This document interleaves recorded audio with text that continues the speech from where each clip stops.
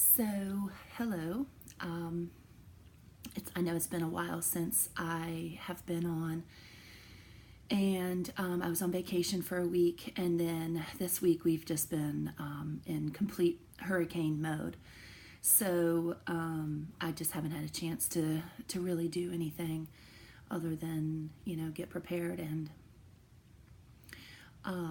yeah. So fortunately for our area, we didn't get a direct hit, and we were spared. And of course, we're praying for the south part of North Carolina because they're currently going through pretty serious, Hurricane Florence activity right now, and there's a lot of flooding going on around. I'm a freaking hot mess right now because I took a shower and my hair got wet, and I kept it up in a ponytail all night long. So, or kept it up in a bun. So it's ridiculous right now, and I'm just up from sleeping in a little bit this morning, still in my pajamas, so I apologize, but this is authentic. This is me being real, and this is what I look like in the morning with no preparation. So anyway, a couple of updates. A couple of really exciting things have happened. So number one, I have, of course, on vacation, you really don't follow much on your diet or exercise. And then, of course, nothing around here has been normal all week because of the evacuation and the preparation. So it's been kind of one big party this whole week. So I have not done a very good job sticking to my diet and exercise program. But the good news is I don't feel as physically gross as I had been before, just, with the density and so forth. That has definitely gone away. I have been eating meat, but a lot less of it, and finding a lot more fruits and vegetables into my diet, and drinking as much water as I can possibly remember to drink. So those are good things. I did cut back quite a bit on alcohol as well, but it's, like I said, it's been quite a big party here. So, yeah, that's what you do when a hurricane comes, is you have a big party. But anyway, so on that front, I'm not doing as well. I did do some yoga yesterday, which was amazing. And every time I do it, I always remember how much I really love yoga. And then I always say, why don't I do this more? So after I do this video, I'll probably get dressed for some yoga and do a little bit, and then some meditation. I also I had a really, really cool experience. What day was it? I think it was Wednesday. Today's Friday. Yes, it was Wednesday. So I was going into Publix for the very first time here. This store just opened. I was going into Publix and to get some hurricane supplies, and I was looking specifically for ciabatta bread because I wanted to make this sandwich I had seen on Pinterest. And I was standing at the bread shelves in the bakery, and it was a wide open space, and I was in my peripheral vision. I saw this sweet little couple, older, very much older, maybe 80s, and they were standing there. The wife was looking at the, I think it's the pies, or she was at the deli counter, actually, is what it was. She was at the deli counter talking to the person and deciding on what she wanted, and her husband was standing on the other side of her, and I could just feel the love from them as a couple. It felt very nice, and I never directly looked at them, but I could see that, they were both gray-haired, and he had on a yellow shirt and with a collar, and she was wearing blue jeans with a white shirt. And they never moved the whole time I was standing there, and I was looking for the ciabatta, and this, one of the ladies came up and said, "Can I help you?" And I said, "I'm looking for ciabatta." She said, "We don't have the bread, the loaf, but we've got the rolls." And so I was like, okay, look, rolls will do. I grabbed the rolls and turn left, and they were standing, like I said, in my peripheral the whole time. I turned left, and there was the lady and no husband. And it immediately hit me that he was non-physical, and that was an apparition that I saw. And I felt immediately compelled to ask her if she had recently lost her husband and to let her know that he was there. He was reaching his hand out towards her when I saw him in my peripheral. And I looked everywhere, and it was wide open in that deli area, in the bakery area. And he was old. There was no way in that very short period of time, that he could have walked away. And I just stood there in complete disbelief.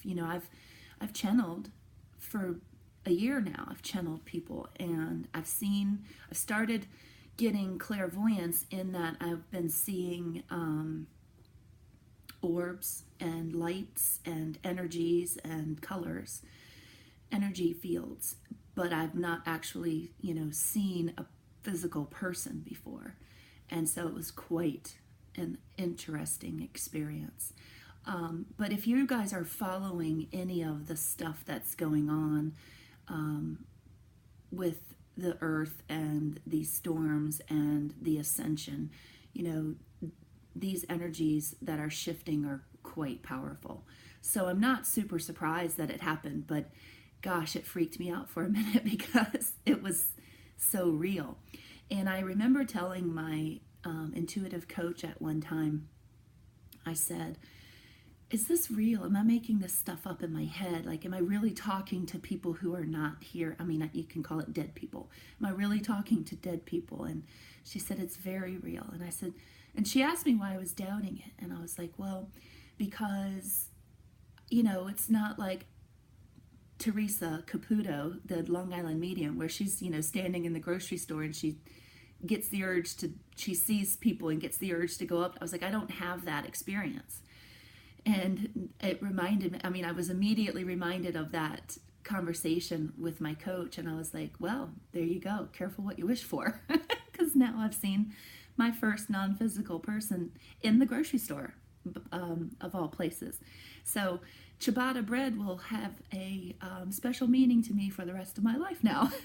Because that was what I was looking for when I had my first experience. So I'm excited. I did channel for somebody yesterday, and it felt a little bit different than channeling has been before. So I can tell that the veil is definitely getting thinner and thinner, and that my ascension to fifth dimension is really getting stronger. I also, from the twin flame perspective, I also am feeling very detached and indifferent towards my perceived divine masculine. And I'm just like, I'm very indifferent. Like, I don't have ill feelings. There's no bad blood there, no bad feelings. I don't feel that intense. Of course I love him, but I don't feel that intensity towards him anymore. I'm feeling very satisfied not to be with him. And that's new. That's very, it's not new, but it's more intense, not intense. It's less intense. And so it's a more detached feeling. I really feel okay. If I never saw him again, I would be okay. And I never thought I would ever get here. I was on one of the groups today, and somebody else was experiencing the same thing. And she goes, what do you think it means? I said, I don't care what it means to me. It means freedom. I'm happy about it. Like, I finally feel free from that intensity of that longing for someone. I don't want to feel like that, and that's what this journey is all about. It's a journey to oneness. It's a journey to unconditional self-love, so that you don't need to seek happiness outside of yourself. And, let's look at the words knowing and faith. There's a knowing. The faith still leaves you in that place of not knowing, of, disbelief. Whereas trust puts you in that place of knowing, and that's where I am. I have a knowing. I have no doubt who my masculine is. I know it. I don't know that we're meant to be together. I don't know that. And I'm okay that we're not. I'm really okay with that. So I don't know. It would almost be nice to have somebody new, because then there's not all that baggage that comes with it. But again, that's all part of the journey, is working through that. So I've also recently signed up for this really great intensive healing course, the Illumined Guru. Check it out.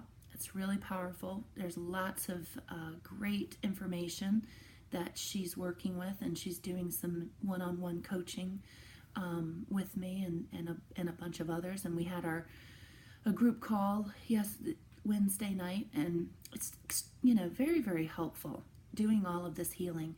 So I had an epiphany about my I guess it's sort of my soul contract and my mission here. Two epiphanies, actually, that I want to share with you. And one of them is, I've always had this deep desire to be a part of a big family. And, I've always dated guys that had, big families. And I realized that, so my family, my mom's from Australia. And so, we never, she's got, there were 5 of them. So she's got a lot of family members, but we don't really know them. I mean, Facebook makes it kind of easy now because, but we're all grown now. We don't really know each other. And my dad's family is from Wyoming, and they all live in the Midwest and, Montana area and stuff like that. So I didn't grow up with cousins and aunts and uncles and grandparents. I knew that I had them, but we didn't really spend a lot of time together. My Uncle Leo would travel over to the U.S. Quite often, and so, we had somewhat of a relationship, and love that guy. Anyway, and then so it's just my brother, me, my dad, and my mom. So there was just 4 of us, and of course my dad passed in 2002. Gosh, has it been that long? And so 2002, he passed away, the year after 9/11. So we just didn't have a big family. So I've always wanted that. And then, in my early 20s, I actually found out that my family isn't who I thought it was, in the sense that my dad was actually born Michael Mason, not Michael Madison. And his dad split when he was just a baby. I mean, like brand new baby. And his mom remarried Vernon Madison, and he adopted my dad and became Madison. So my real, biological ancestry is not Madison, it's Mason. I didn't know this until I was in my early 20s. And then I found out that my grandfather was also had escaped some part of the war in Russia, and ended up taking on an identity of this guy who had died, and his parents allowed him to take over this identity of this guy because he was fleeing, war. So he's not, changed his name, everything. So he's not, who he said he was, or who he was born either, his current name. And my grandfather's still alive, actually, on my mom's side. But, so it's like, I don't even know who the hell I am. I don't have a big family that I'm close with, and I've always wanted it. And so obviously one of my lessons in this life is around, family and wanting, and, I've wanted to get married and be a wife and a mom. I don't want to physically have any more children, but my deepest desire is to be a wife and, have children in my life. Not ones I give birth to anymore, though. So I don't want to do that again. In fact, my son's turning 26 tomorrow, and that was a once-in-a-lifetime experience for me. I don't want to do that again. So anyway, that is one of my epiphanies, that is obviously one of the lessons that I'm here to learn, is for some reason this attachment to a big family. And the other one is fear. My mom apparently her contract with me is to really remove the template of fear. Since my dad died and she moved back home from up north and retired, there's been a lot of fear in her life, and I've been really avoiding fear, and so it's like not even acknowledging it. And so obviously she's triggering me on purpose so that I can remove the template of fear, and I didn't realize that until 2 days ago. So all of that energy spent being angry about certain things, really, it was just a cycle that kept repeating because I wasn't learning the lesson. Now I get it. So now I can remove that template of fear and work on healing that part of me ancestrally and complete that part of my soul contract. So that's pretty exciting in terms of, where I am on my journey. So I'm real happy about my progress right now. I have a very good feeling that this weight is just going to start falling off of me as I'm turning the corner and making better decisions for my health and fitness. I love working out, so that's not the problem. Just last week on vacation and this week, hurricane prep. Of course, I got a lot of exercise, moving furniture and so forth like that, but I did do some exercise this week, actually, now that I think about it. Not as much as I should have, but let's quit shooting all over ourselves, shall we? So anyway, that's where I am right now in the journey. Again, I apologize for, not updating you sooner. But I'm excited about my clairvoyance coming in. That's going to be really fun. I can't wait to see what comes next with that. And, I'm going to be practicing a lot more in the coming weeks. So if you would like a reading, and you mentioned finding me on this video, I'll give you a 30-minute reading at no cost if you would like a medium reading, because I was guided by my coach as well as my intuition to really start practicing. And I'd like to do some automatic writing, some channeled writing also. So I will, if you contact me, we'll do a free reading. I'll do some channeled writing for you, and we'll see how it goes. But